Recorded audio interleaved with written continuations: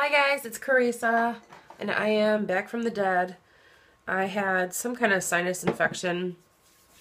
I get them every winter, and actually I get them in the spring too. Sometimes I'll get one that lasts from like January to March.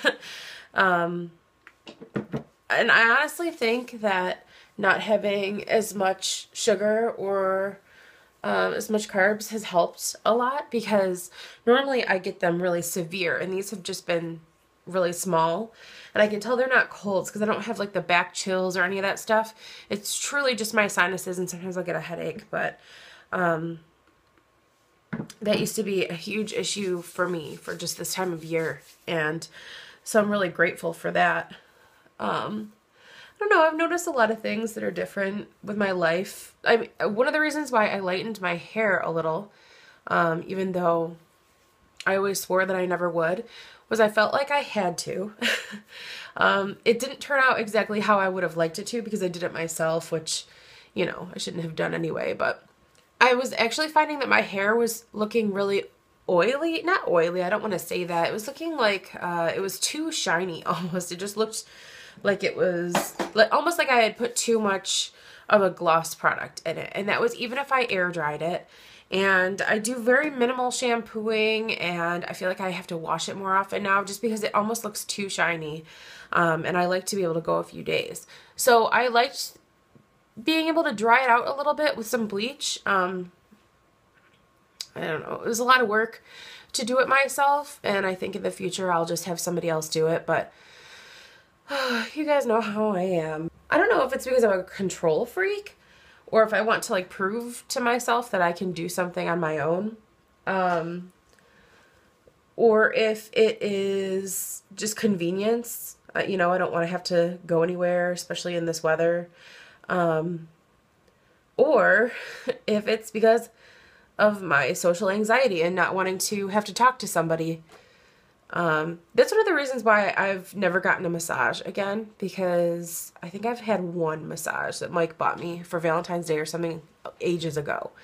And I didn't like having to make small talk, which wasn't really a problem because I promptly fell asleep and drooled on the floor through the little face hole. But I don't know, I just wanted to relax. And I'm not saying that I don't want to talk at all while I'm getting my hair done, but you know, half the time they can't even hear what you're saying. So I just feel silly. My face feels super red today. I don't know why. I've been out of the shower for a while, so I don't know why it would still be so red. So as far as my diet and weight loss is concerned, it's been a rough month.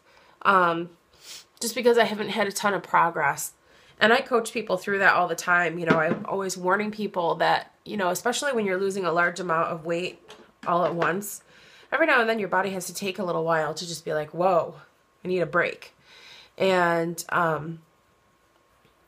you know, there's reasons, all different reasons why people retain water, or maybe their bathroom habits are off. There's so many reasons why the scale may not move, and you shouldn't live or die by that. I always tell people, you know, take measurements and pictures so that you have other things to go by.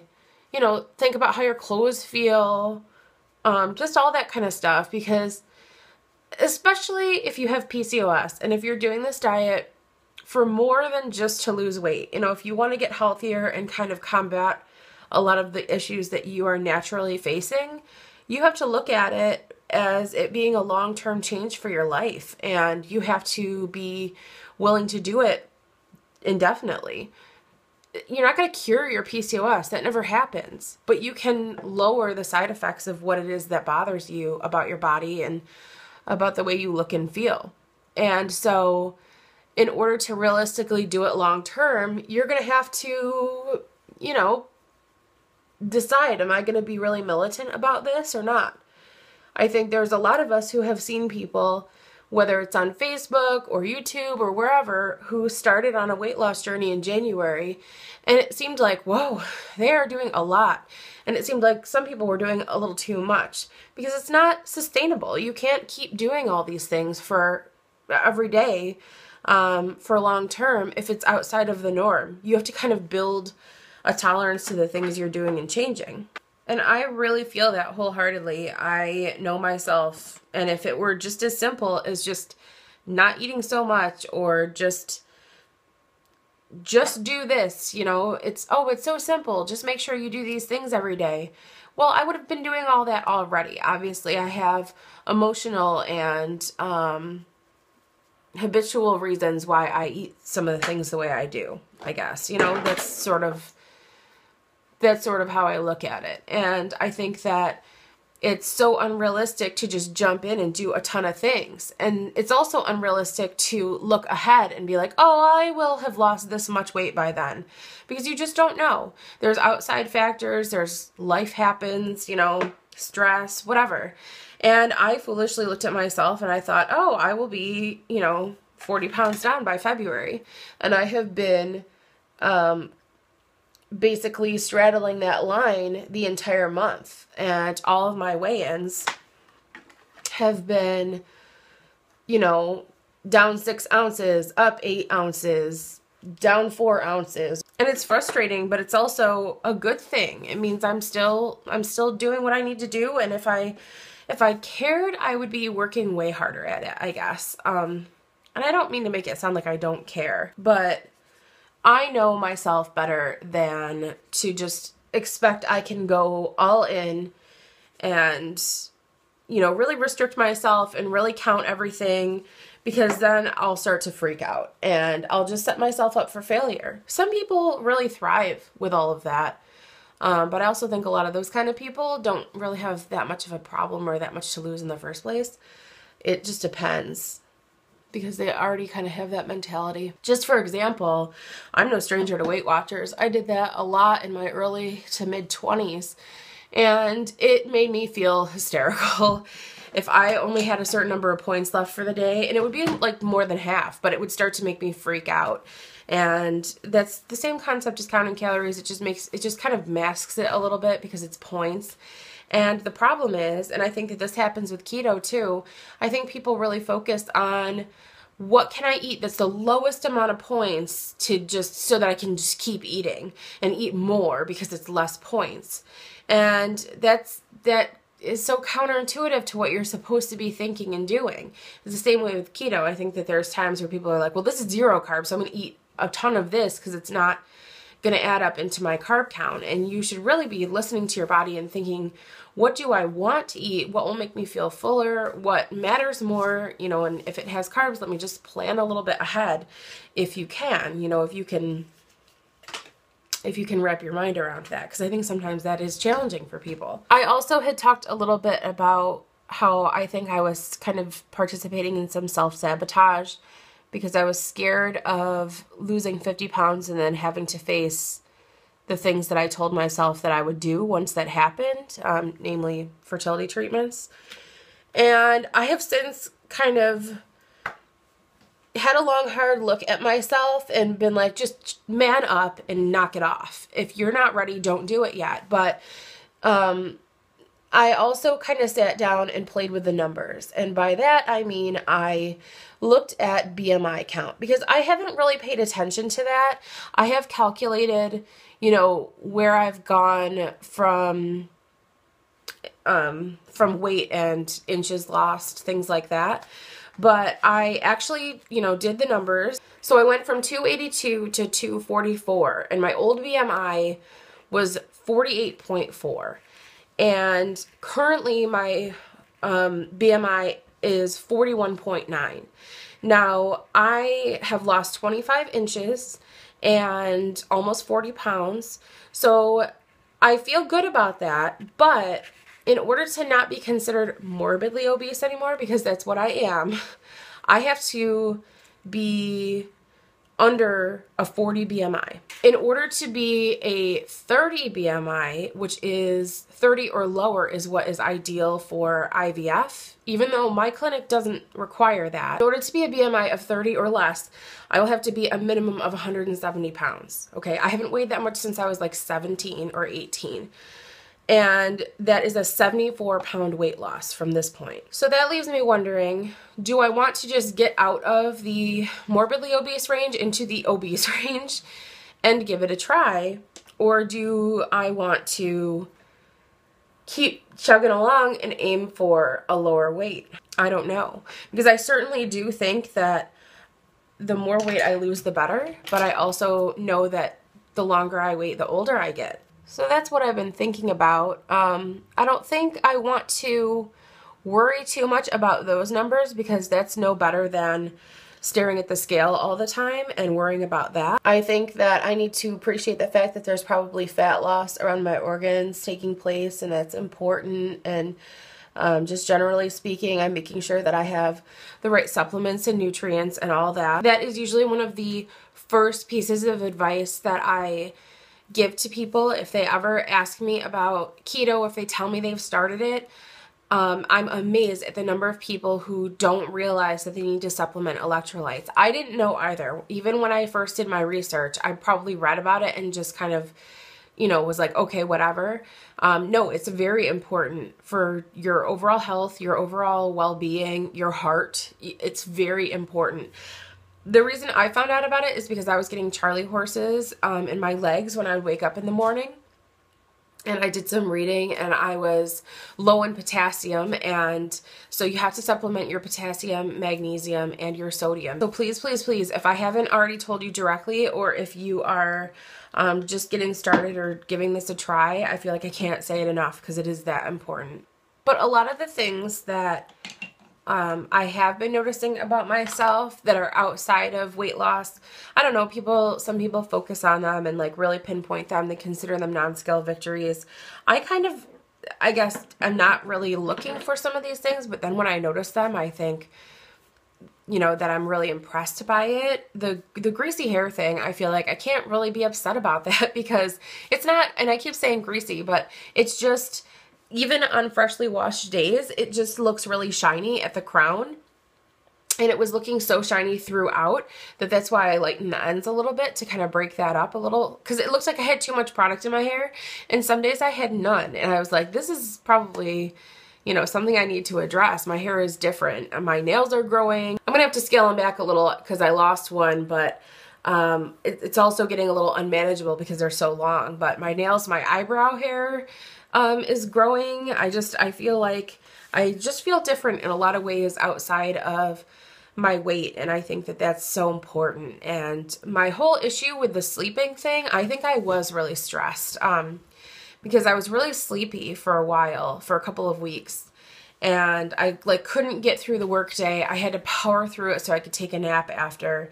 And generally when you are in ketosis or when you're even just eating low carb, you have a lot of energy, and without the sugar, you don't have as much mental fog. So I think that some of that was just stress because my brain mimics a lot of those same responses when I'm not feeling well. I had a nightmare. It's fairly common to have nightmares on this diet. And it's another one of those things, you know, if anything I ever noticed, I would just Google it. I would type like keto and then whatever it was. So I looked up nightmares. And it turns out that it is something that happens to people. But they usually have nightmares about eating things that they shouldn't. So they'll have a dream that they, you know, ate an entire sheet cake, or they ate a ton of chips, or they went to the grocery store and just kept eating. And, you know, they wake up and they're all worried that that's something that they've actually done. I've never had a dream like that, but I have actual nightmares where there's home invasions, people are chasing me, you know, my life is in danger, generally speaking. I had a really bad one, though, the other night that I was in the house that I keep dreaming about old jobs that I had and the house that I grew up in, which I never think about, but for some reason I keep dreaming about it, and it makes me feel sad. So I kind of am like, well, that counts as a nightmare because it made me feel sad. But I had Lucy with me, and I was in the house that I grew up in. I still lived with my parents, kind of, but my sister and her husband lived there too. I don't know. It was weird. It was like present day, but also not. It was almost like a zombie apocalypse scenario, but instead of zombies, it was spiders. And they were very aggressive, and they'd like jump out and attack you. They would like run up and bite your legs, or they'd fall from the ceiling. And they were large, like tarantula sized. And so I'm trying to protect Lucy because I didn't know if it was deadly bites or what, but I could feel them biting me, and it was kind of scary because it was always really dark in every room I was in, and I couldn't see where they were coming from. And so the other weird thing though is that they kind of looked like fried food. They weren't like typical spiders. They were thick, and they looked like they were like light tan and looked like they were breaded. They almost looked like onion rings or something. So that's kind of funny. Maybe that's a little bit food related. And so I was trying to save my dog from them, and I woke up from that, and I was really upset about that dream. I was really upset. But that's kind of funny. It's almost like the most bizarre reward for being told by your body, like, oh, it's burning fat, and here's the proof. We're gonna make you dream about awful things. Mike was sick last week. He had some kind of a head cold, and it didn't last very long. Normally when he'd get sick, it would last, I don't know, like a week and a half, and then I'd get it, and then I'd give it back to him. But so far, so good. My sinus problems and his sickness went away at the same time. And I embarrassingly realized it was probably because of our humidifier in our bedroom. I was running it like crazy because of how dry the air has been. I checked the filter to see if it needed to be changed, and it was just scum. It was so dirty. And I was trying to think about when the last time I changed the filter, and I think it was in the summertime.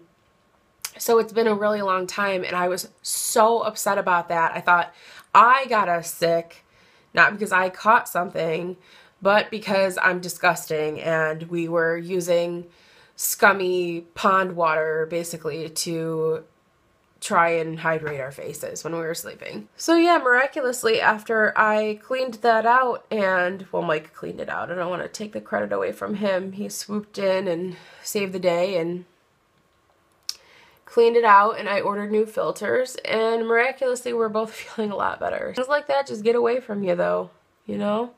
So I'm going to write it on the calendar. I used to do that with our Brita filter when I had one. So I'll do it for the filter on the humidifier. Except now I'll probably be hyper aware of it and wanting to check it all the time. So how are you guys doing? You feeling that February slump? We usually feel it here until at least late March. The days are feeling longer though. That's nice. When I went to check the mail the other night, I realized that it was still light out, and it normally wouldn't have been. And, you know, little things like that matter, especially when you live in a climate where it could still be snowing here. You know, we could still get a couple substantial snowstorms in the next month or so.